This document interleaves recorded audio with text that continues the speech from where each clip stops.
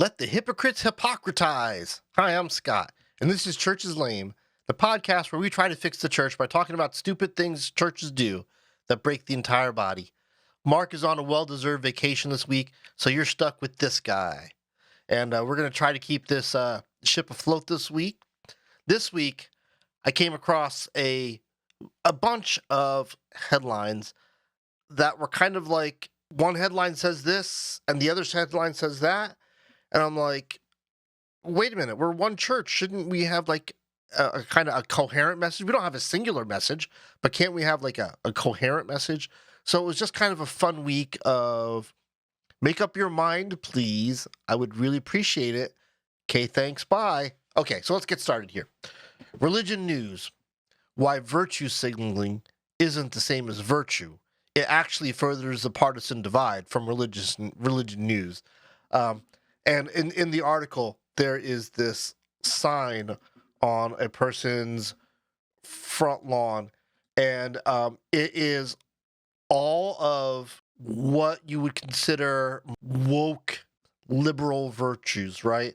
On the sign, it says, "In this home we believe, love is love, Black Lives Matter, science is real, no human is illegal, feminism is for everyone," et cetera, et cetera, et cetera, right? So the intent is kind of clear, right?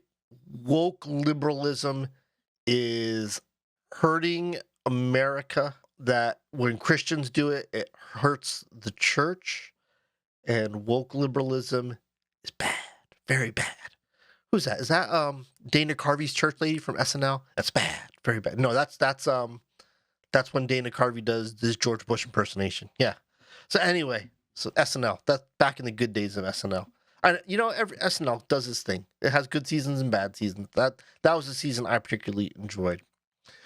It's a funny story here about the virtue signaling because it kind of pretends that the Christians don't do it just as much and actually do it more, and in my opinion, do it a lot better. Anybody remember this virtue signal?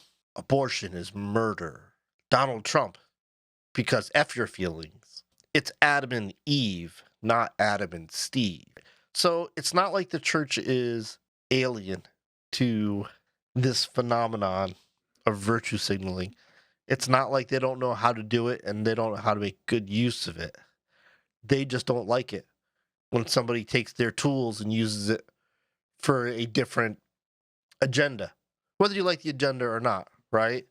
It's no problem virtue signaling as long as you're doing it for the church, for the cross, for God's glory, right? Then virtue signal all you want, but if you're gonna do it for your liberal ideas, that's bad. You can't have that. You can't have that at all.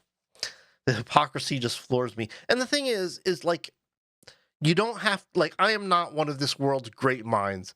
I am not gonna solve the Big Bang. I am not gonna cure cancer, right?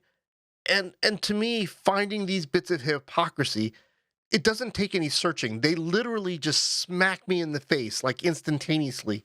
The minute I see the sign and the premise and the headline, I'm like, but like I immediately, like in my memory bank, brings up to mind like every Christian example of the same thing.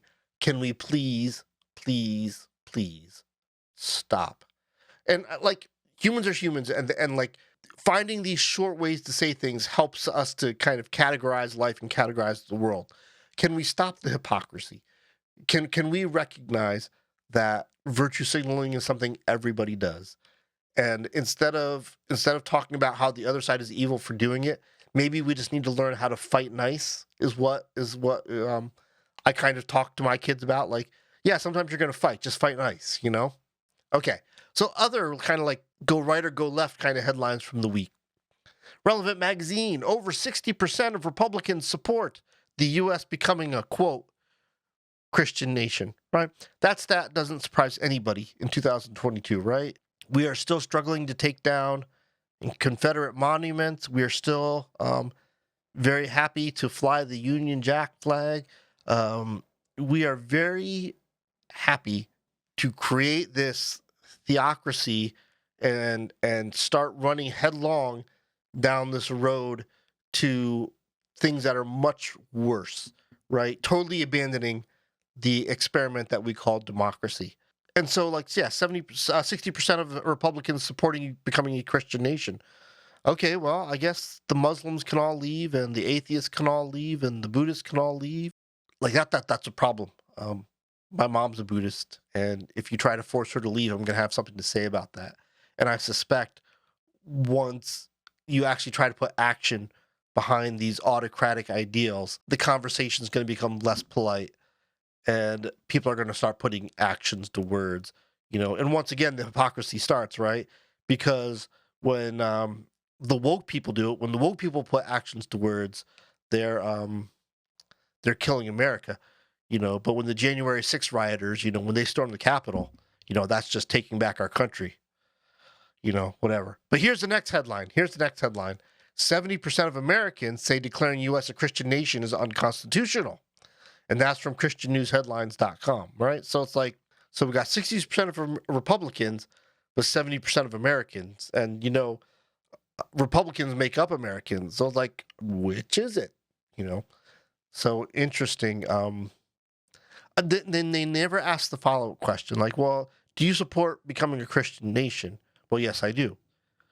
Well, to what extent? How much do you care about that? What are you willing to do? Are you willing to go to war over it, or are you only willing to say so on Twitter? How much do you actually care about this?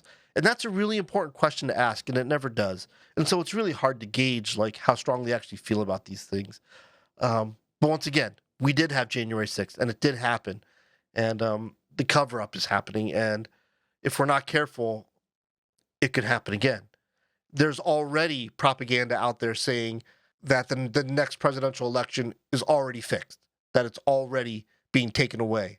So we'll see what happens. The next headline is from ChristianPost.com. Let the shout arise across the nation. Stop sexualizing children. Which is funny because the last episode we just talked about how Christians are sending their kids to schools so that they could become sexually abused by their teachers. Interesting. But I actually have some personal experience with this one. A couple years ago, both my son and daughter wanted to go to dance class. My daughter wanted to do ballet. My son wanted to do hip hop. No problem. All for it. I'm all for any activity that they think is cool and interesting. They might want to get, more experience with, learn about. They wanted to go to dance class. I was all for it. No problem. Right? So we get to the end of the season, whatever that means, and there's the dance class has a recital. Can show off all the different dancers at all the different age levels and skill levels, and show all the parents what's been going on. And I'm super excited. I want to see what my kids are doing, so I can't wait. The kids come out, and no matter how young to how old they are, so this is like pretty young kids all the way up to high school seniors, right? At every single age level, kids are wearing clothing, and so the especially the females, they're fully clothed, but they're wearing these fabrics that are basically nude color. They're meant to give the illusion of skin, right? And so the illusion of feminine curves, the illusion of cleavage. And it's like, so after the recital, I went to the Facebook group for this this dance academy, which I'm a parent of, right? I love my kids, and I just want to say, hey, I think the kids did great, and it was a great recital, but I'm really concerned about how these kids, especially the young girls, were sexualized regardless of age. And the blowback that I got from the parents was off the charts. The owner of the school called the cops on me, and like, look, I'm not the choreographer. I'm not the one that put them in the clothing that clearly presented them as sexual beings. I'm not the one who choreographed the moves that like showed 6 and 7-year-olds wanting to do sexual things physically. For the older kids who were like the high school juniors and seniors, the choreography was overtly sexual movements between boys and girls, right? And listen, I am not the prude who thinks that like sex and art should always be two separate things, right? If there are professional dancers out there and a professional choreographer and they have something to say through the art of dance that is sexual in nature, fine. It's cool. Like art is meant to push us and challenge us. So great. Have at it. There's a time and a place for that. And I don't think the time and the place for being overtly sexual is in the training process before they go off to, like, when you become serious as a dancer, you were going to go to a serious dance school, right? And that's not what this was. This was kind of the place where all the kids can come and do the dance thing, and some of the kids will kind of become part of these competitive dance teams. And to me, it looks more like cheerleading on steroids, okay? And you can get mad at me for that if you want, but that's what it looks like to me. And I know firsthand that the same people who are going to church who talk about how we're sexualizing kids and how bad it is are totally oblivious to the fact that they're the same people who are sending their kids to these kind of dance classes and things like that, sexualize their kids.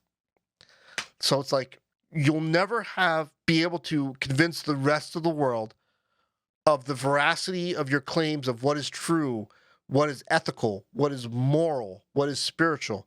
You'll never convince the world of what you believe if you don't live like you believe it yourselves. And so that's a bit of hypocrisy that we don't seem to be doing too well on. We don't want to do too well on. And so in the mixed message world, people, I think, are just going to kind of go, yeah, I don't have time for this. I'm moving on to something different. Okay. And then the last bit of bizarreness I found this week. Well, I found a lot of bizarreness. This was just the best of it. Evangelicals are slightly more likely to view immigrants positively than negatively. Like, what?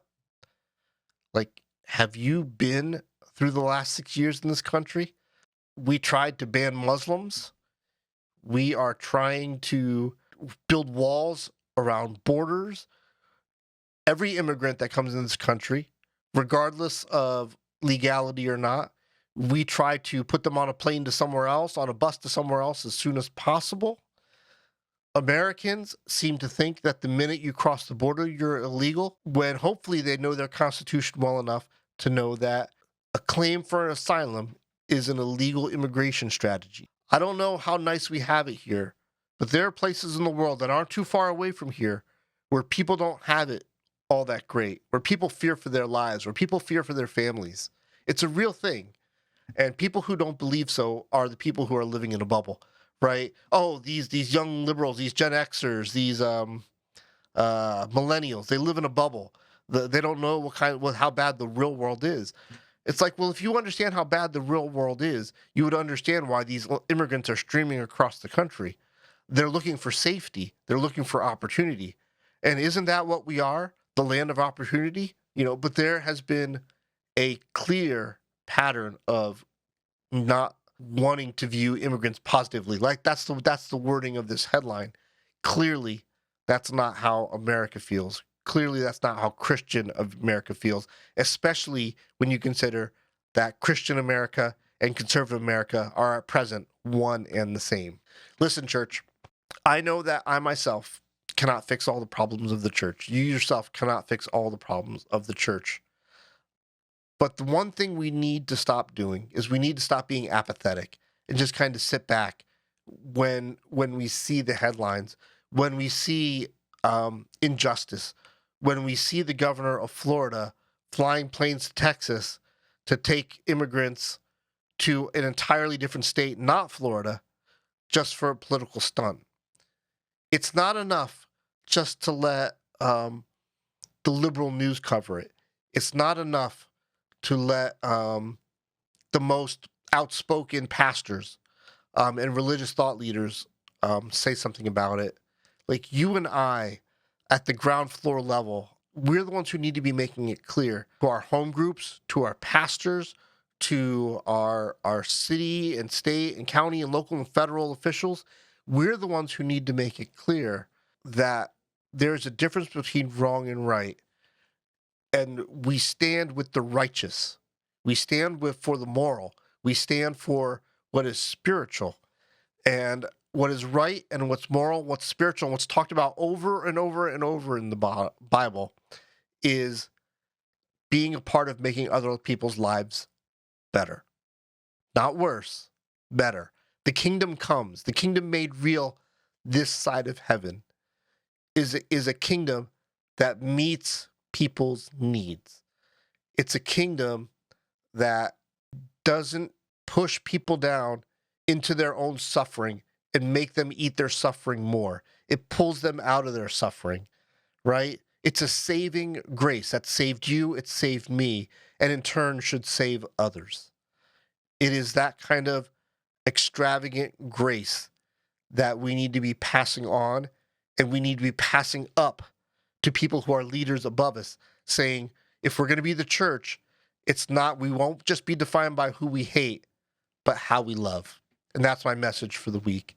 You can find us wherever we're at online, on YouTube, on Facebook, anywhere you can type Church's Lame in a search box. If you're watching this video, by all means, please give us a thumbs down, thumbs up, hit the subscribe, hit the notification, leave us a comment.